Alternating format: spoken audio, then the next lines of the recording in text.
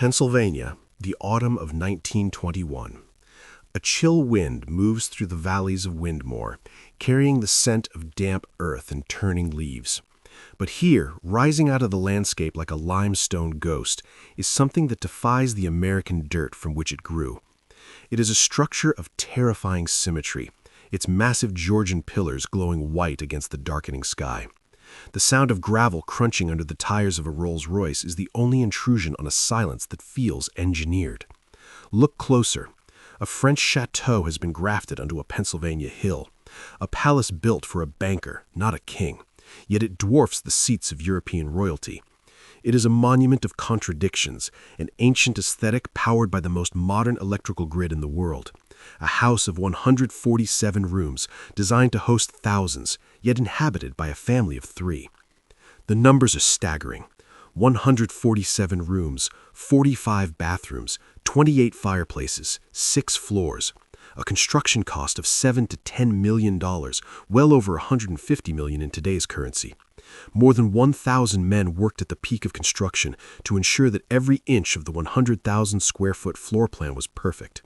It took 5 years to build, a blink of an eye for a structure meant to last for centuries. But the question that haunts the empty air where the house once stood is not how it was built, but why. How do you buy your way into a world that views your wealth as new and your ambition as vulgar? Who actually paid for Whitemarsh Hall, and what is the true price of a dream that disappears within a single generation? What do you build when you know, deep down, that the ground beneath your castle is made of paper and debt? If you enjoy deep investigations into Gilded Age architecture and the families who built it, please like, subscribe, and tell me in the comments which house to explore next. Your support makes these detailed stories possible. Thank you for being here. The stories start with buildings, but buildings keep secrets better than people do. To understand Whitemarsh Hall, you have to understand what it was really defending. Not just art, not just status, but something more fragile and more desperate. It was a fortress of social validation. The story begins not with the first stone laid in Windmore, but with a man who spent his life proving he belonged in a room that hadn't been built yet. To understand the limestone walls of Whitemarsh Hall, you must first understand Edward T. Stotesbury. He was not born into the soft silk of the Philadelphia Main Line. He was the son of a middle-class family, a man who entered the banking house of Drexel & Co. as a humble clerk, earning $6 a week. But Stotesbury possessed a specific, quiet talent. He understood the movement of money. He understood how to make himself indispensable to power. By the time he became a partner at J.P. Morgan & Co., he was no longer just a banker. He was a pillar of the global financial system. He was a man who sat at the right hand of Pierpont Morgan himself, managing the capital that built railroads, fueled wars, and wired continents. By 1912, Edward Stotesbury was 63 years old. He was a widower. He was one of the richest men in the world. He was a man who had reached the summit of his career, yet he remained a figure of professional reserve. He was the quiet partner. He was the man who facilitated the dreams of others while keeping his own hidden behind a meticulously groomed mustache and a banker's gray suit. Society saw a success. Stotesbury saw a void. He had the money, but he lacked the theater. He had the influence, but he lacked the monument. Not just a house, a legacy. The decision to build Whitemarsh Hall was not fueled by Edward's ego alone. It was driven by a personal wound and a new ambition. Eva Stotesbury. In 1912, the aging banker married Eva Roberts Cromwell, a woman who understood social power with the same surgical precision that Edward understood compound interest. Eva was a widow of significant social standing, but she desired more than just a seat at the table. She wanted to own the table. She wanted a stage where she could perform the role of the premier hostess of the American Gilded Age. For Eva, architecture was a weapon. It was a way to silence the whispers of those who considered her an opportunist. Being perceived as weak in a dynasty built on power teaches you that visibility is the only true protection. The personal motivation was simple: acceptance. The Stotesburys were wealthy beyond measure, but in the rigid hierarchy of Philadelphia society, wealth was common. Lineage was the only currency that mattered. To overcome the new money stigma, they decided to build something so magnificent that no one would dare question their right to lead. They didn't want a home. They wanted a statement that could be seen from the clouds, not an invitation to society, a demand. The choice was made. The location, 300 acres of rolling hills in Windmore, Pennsylvania. It was close enough to the financial heart of Philadelphia to be practical, yet distant enough to feel like an independent kingdom. To realize this vision, they hired Horace Trumbauer, the architect to the rich, who had already mastered the art of building palaces for the American elite. Trumbauer was a man who understood the psychology of his clients. He knew they didn't want modern, they wanted eternal. He looked toward France, specifically the Petit Trianon at Versailles, and decided to scale it up until it reached the limits of human imagination. The initial vision was described in the press as the Versailles of America. It was a plan that included a 100,000-square-foot main house, 147 rooms, and gardens designed by Jacques Grébert that would rival the royal estates of Europe. The scale of the ambition was revealed in the blueprints. This was not a house for a family. It was a house for a staff of hundreds and guests of thousands. It was a machine designed for the sole purpose of impressive display. The construction of Whitemarsh Hall was a logistical feat that resembled a military operation. Because the house was to be fireproof and built for the ages, it was constructed with a massive steel frame, then encased in Indiana limestone. Materials arrived by specialized railway spurs. Massive blocks of stone were hauled from quarries across the country. Rare woods were imported from South America and Europe.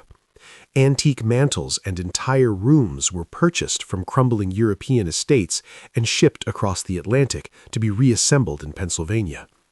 At the peak of construction, more than 1,000 men were on site. There were stonemasons from Italy, woodcarvers from Germany, and gardeners from France. The timeline was relentless.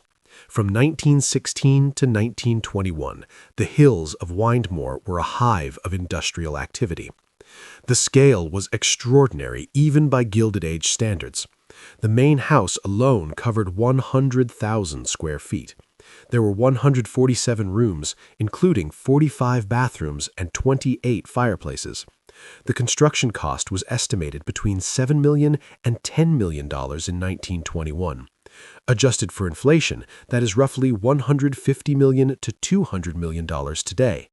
The estate included 300 acres of land, featuring a private power plant, a massive garage for 20 cars, and a greenhouse system that could provide fresh flowers to every room in the house every day of the year. In 1921, the performance began. The first season at Whitemarsh Hall was a whirlwind of champagne, silk, and orchestrated splendor. The opening day was not a family dinner. It was a social coronation. Guests arrived in a parade of luxury automobiles, greeted by a phalanx of footmen in powdered wigs and knee breeches. They walked through the great hall, under ceilings 20 feet high, and marveled at the Stotesbury collection of 18th-century English portraits.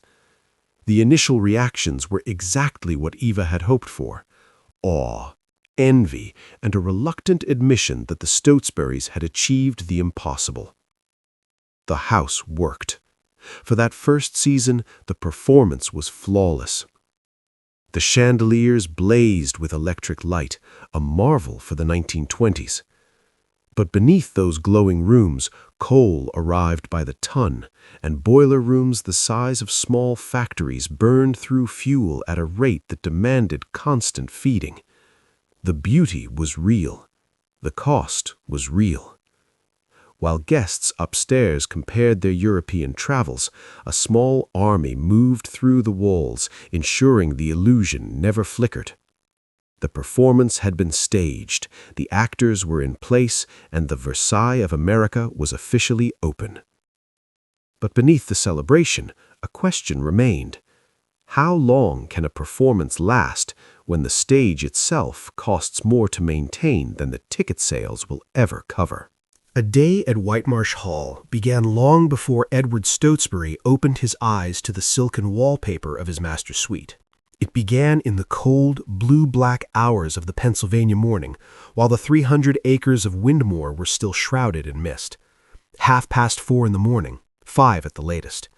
The kitchen maids were the first to stir, moving through the silent, echoing halls of the service wing like ghosts in cotton uniforms. Their first task was to wake the house itself. They lit the massive coal ranges in the kitchen, iron beasts that required constant attention to reach the temperatures necessary for a 147-room operation. Despite Whitemarsh Hall's modern plumbing and electrical grid, the morning routine was one of grueling manual effort. Scullery maids hauled heavy buckets of ash and coal. They scrubbed the industrial-sized ranges. They prepared the boilers so that when the family upstairs eventually turned a silver tap, the water would run hot without a second's delay. The house had to be fully awake and functioning before anyone upstairs opened their eyes. It was a performance that required the stage to be set in total darkness. Step past the showpiece rooms, the ballroom, the library, the Great Hall, and the other face of Whitemarsh Hall appears. Behind the beauty lay the infrastructure of invisibility. Deep in the basement and tucked behind the grand salons, service corridors weave a second circulatory system through the building. These arteries were painted an institutional, functional green, lit by bare bulbs that contrasted sharply with the gold-leafed fixtures of the guest areas. Service staircases, narrow and unadorned, were hidden behind heavy doors, allowing staff to move between the 6 floors unseen.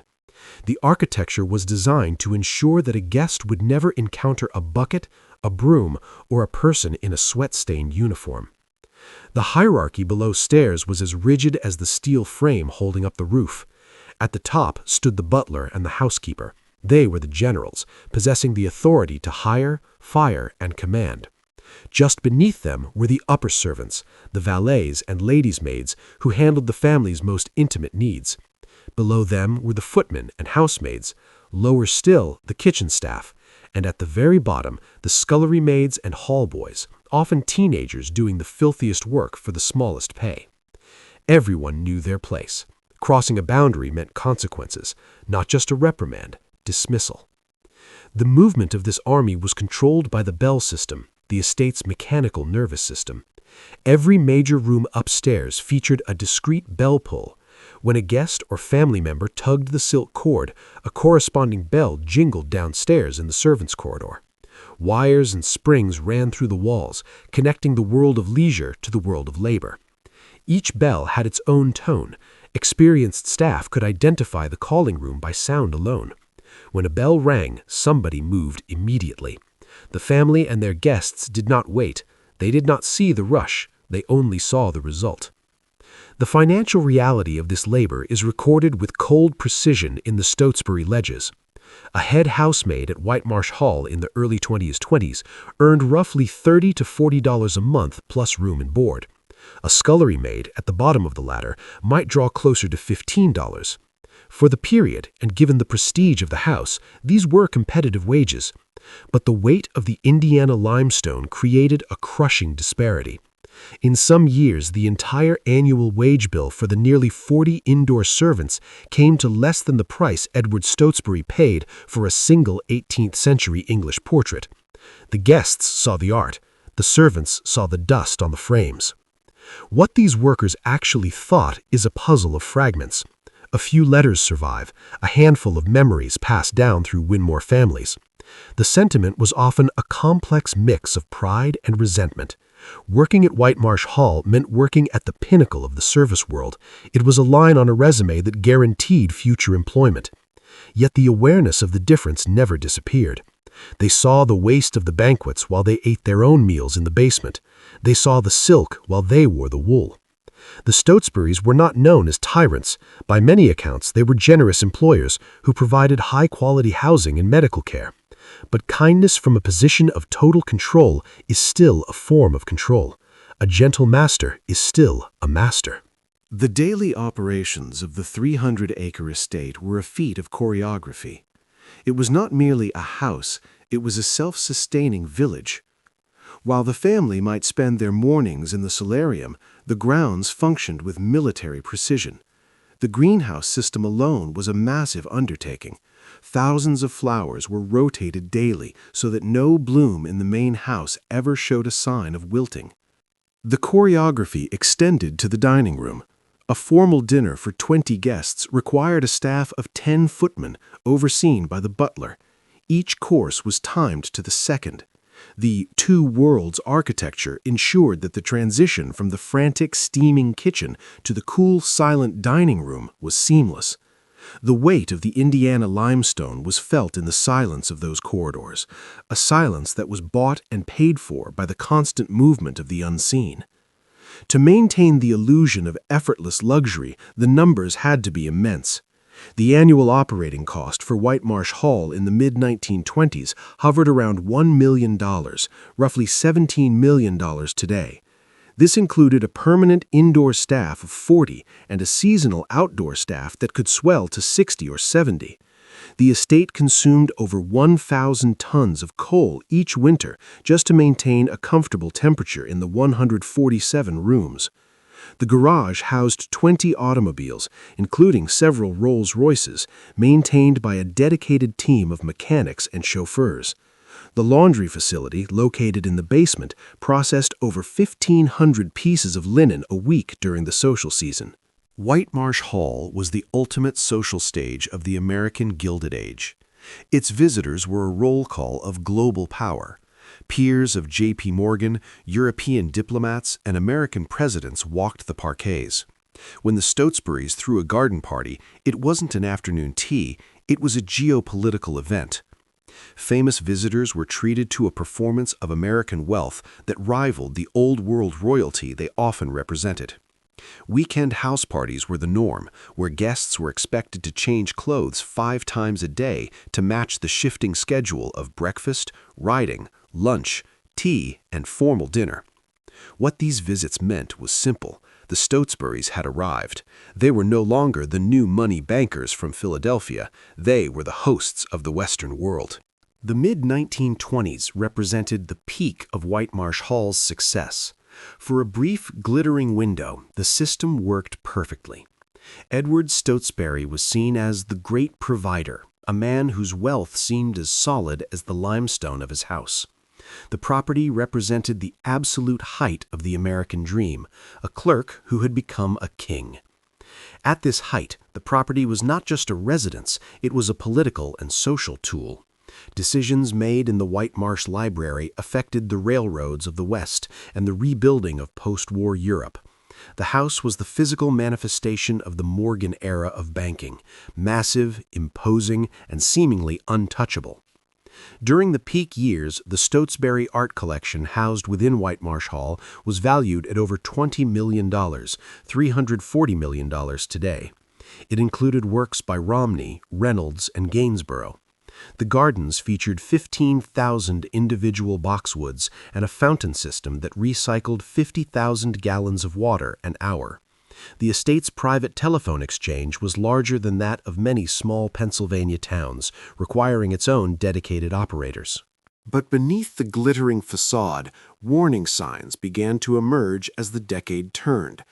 It started not with a crash, but with a shift in the atmosphere. The costs of maintaining 100,000 square feet were not static, they were mounting. Taxes were changing. The social fabric of America was beginning to fray under the weight of its own excess. Warning signs were visible in the ledgers long before they were visible in the ballroom. The arithmetic of the mansion was becoming blunt. The income required to fuel the machine was astronomical, and for the first time, the quiet partner of J.P. Morgan & Co. began to look at the bills with a sense of calculation rather than confidence.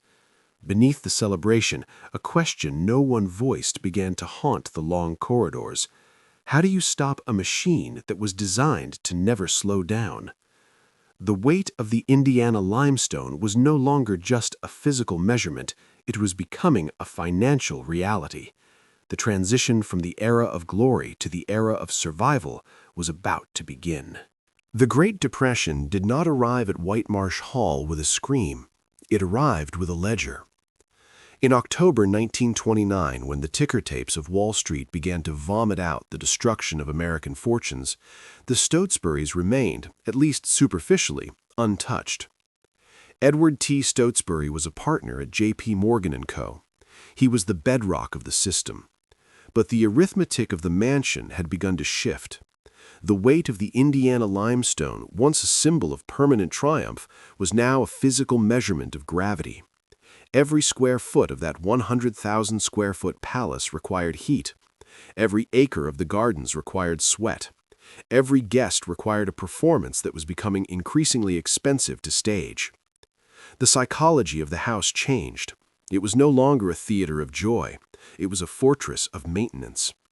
The parties continued, but the laughter had a brittle edge. The Stotesburys were forced to confront a reality that men of their era found impossible to imagine, a world where no one wanted to buy what they had built. The market for 147-room houses was not just shrinking, it was evaporating. The dream had become a cage, and the bars were made of the finest limestone in America. In May 1938, the quiet partner finally reached the end of his long, calculated life. Edward T. Stotesbury died at the age of 89. He left behind a legacy of financial genius, a grieving widow, and a house that had become a structural debt. Upon his death, the true state of the Stotesbury fortune was revealed to be far less than the public had imagined. The estate was valued at roughly $4 million, a staggering sum for most, but a pittance for the man who had built Whitemarsh Hall. The house alone had cost more than double that to build. The upkeep had drained the liquid capital. The Versailles of America had been a vampire, quietly drinking the blood of the Drexel and Morgan profits for 20 years. Eva Stotesbury was left with a choice that was no choice at all. She was a queen without a kingdom. She had the title, she had the gowns, and she had the 147 rooms, but she no longer had the army of servants required to make them habitable. She tried to maintain the performance. She tried to keep the lights on, but the silence of the great hall was no longer a sign of peace. It was the sound of a vacuum. The era of the American palace died with Edward, but the building remained, a limestone ghost waiting for a new purpose. By 1942, the situation was untenable. Eva Stotesbury, the woman who had once commanded the social heights of the eastern seaboard, was forced to preside over the dismantling of her dream. The auction of the Whitemarsh Hall contents remains one of the most significant sales in American history. Thousands of items, the Romney portraits, the Gainsboroughs, the Louis XV furniture, the very tapestries that had lined the halls of European kings were tagged with lot numbers. Collectors and dealers descended upon Windmore like scavengers. The art that Edward had spent a lifetime acquiring was scattered across the globe in a matter of days. But the most haunting part of the liquidation was the house itself. No one wanted it, not as a residence, not as a club, not even as a gift. The tax burden alone was enough to bankrupt a minor corporation. Eva eventually moved to a smaller estate in Florida, leaving the American Versailles empty. The windows were boarded up, the fountains were turned off. The 15,000 boxwoods, once trimmed with surgical precision, began to grow wild, reclaiming the symmetrical paths of Jacques Griber's design. The financial collapse of the dream was absolute. At the 1942 auction, items that had cost hundreds of thousands of dollars sold for fractions of their value. The total proceeds of the contents auction barely covered the back taxes and maintenance debts of the previous 5 years. The house, which had cost $10 million to build and furnish in 1921, was eventually sold in 1943 for just $167,000, less than 2% of its original construction cost. The American Versailles had been devalued by the market until it was worth less than the land it stood upon. In 1943, Whitemarsh Hall found a bizarre and utilitarian second life. It was purchased by the Pennsylvania Salt Manufacturing Company, Pensalt. The transformation was a study in historical irony. The rooms that had hosted presidents and princes were converted into chemical laboratories. The ballroom where debutantes had danced was filled with lab benches and centrifuges. The private suites were turned into offices for researchers studying the properties of chlorine and industrial salts. The Indiana limestone was now a shell for the mid-century industrial machine. For the staff of Pensalt, the building was a source of constant frustration. It was impossible to heat, the layout was nonsensical for modern research, and the sheer scale of the corridors meant it took 10 minutes to walk from a desk to a bathroom. They were scientists living inside a work of art they didn't understand. They saw the gold leaf peeling from the ceilings and covered it with industrial beige paint. They saw the marble floors and covered them with linoleum. The American Versailles was being erased from the inside out, not by malice, but by the cold, indifferent hand of utility. During World War II, the house took on one final, secret role. Because it was fireproof, steel-framed, and massive, it was chosen by the Metropolitan Museum of Art as a safe house for its most precious treasures. Fear of German air raids on New York City led the Met to move hundreds of world-famous paintings and sculptures to the basement of Whitemarsh Hall. While the Pensalt scientists worked on the floors above, the masterpieces of Western civilization sat in the darkness of the Stotesbury wine cellars. Rembrandt, Vermeer, and Titian were crated and stacked in the shadows. It was a fitting final act for the house. It had been built to display art, but in the end it was used to hide it. The building was no longer a stage for the living, it was a vault for the dead. The weight of the Indiana limestone was finally serving a practical purpose. It was a shield against a world that had gone mad. But as the war ended and the crates were moved back to New York, the question remained: what do you do with a vault once the treasure is gone? The year 1945 brought peace to the world, but for Whitemarsh Hall, it brought a slow, agonizing transition into irrelevance.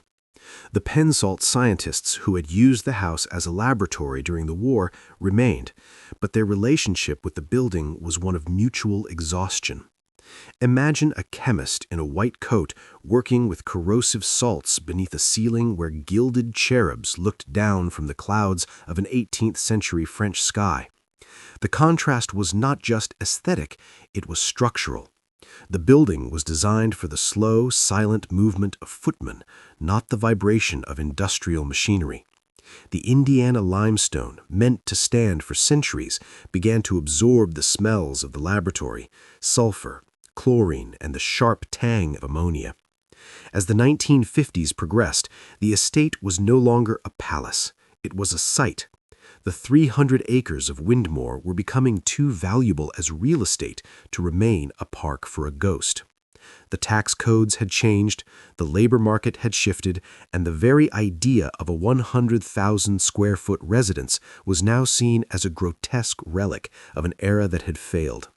The house wasn't just old, it was an embarrassment. It was a physical reminder of a wealth disparity that the post-war middle class was eager to forget. By the mid-1960s, Pensalt had moved to a modern, functional facility. Whitemarsh Hall was abandoned. This was the era of the limestone ghost. Without the army of gardeners, nature began its counteroffensive. The 15,000 boxwoods, once trimmed to the millimeter, grew into a tangled forest. The fountains, which had once recycled 50,000 gallons of water an hour, became stagnant pools of green algae and mosquito larvae. The Versailles of America was being reclaimed by the Pennsylvania dirt. But nature was not the most aggressive invader. The Vandals arrived. In a house of 147 rooms, there were thousands of windows to break, thousands of feet of copper piping to rip from the walls, thousands of square feet of marble to spray paint. The grand staircase, where Eva Stotesbury had once descended in silk and pearls, was now covered in broken glass and the remains of campfires. The weight of the Indiana limestone remained, but the spirit of the house was being picked apart. People came not to admire the art, but to witness the failure. They came to steal a piece of the limestone, to break a piece of the history.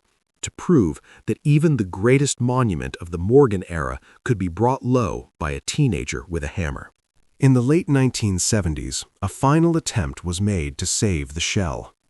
Preservationists argued for its conversion into a museum, a school, or a luxury apartment complex. But the arithmetic remained blunt.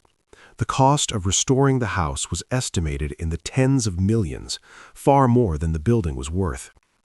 In 1980, the decision was made. The American Versailles was slated for demolition. The destruction of Whitemarsh Hall was not a quick event. You do not simply knock down a building with a steel frame and Indiana limestone skin. It took months. The wrecking ball swung against the pillars. The dynamite shook the hills of Windmore. There is a haunting piece of footage from the day the main portico fell. As the massive Georgian columns collapsed into a cloud of white dust, the neighbors didn't cheer, and they didn't weep. They watched in a silence that felt like a collective holding of breath. In that moment, the 100,000 square feet of ambition became 100,000 tons of rubble. The performance was finally, irrevocably over. Today, if you visit Windmore, you will find a suburban development.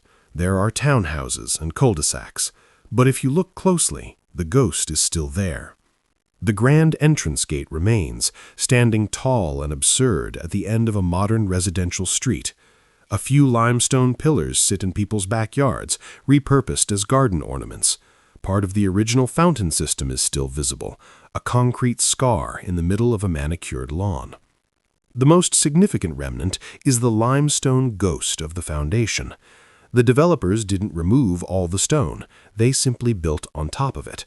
People in Windmore today live their lives above the basements where the Metropolitan Museum of Art hid its treasures, above the tunnels where the scullery maids ran to answer the bells. The house is gone, but the weight remains. We return to the question we asked at the beginning. Who actually paid for Whitemarsh Hall? Was it Edward Stotesbury, with his $6 a week start and his Morgan-fueled millions? Or was it the thousands of workers whose labor was distilled into the Indiana limestone? Was it the Pensalt employees who worked in its decay, or the preservationists who watched it fall? Whitemarsh Hall reveals a fundamental truth about power and architecture. A palace is not a building. It is a scream against the passage of time. It is an attempt to turn paper money into something eternal. But stone is not eternal. Only the debt is. Edward and Eva Stotesbury built a monument to their own arrival, yet they are remembered now only because of the spectacular nature of their departure. The American Versailles serves as a mirror. It reflects our own desire to be seen, our own fear of being forgotten, and our own delusion that we can buy our way out of the dirt.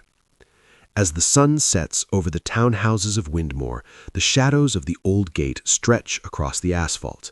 The bells no longer ring in the basement. The coal ranges are cold.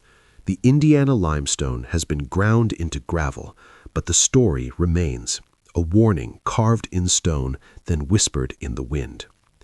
What do you build when you know the ground is made of paper? You build Whitemarsh Hall, and then you watch it disappear.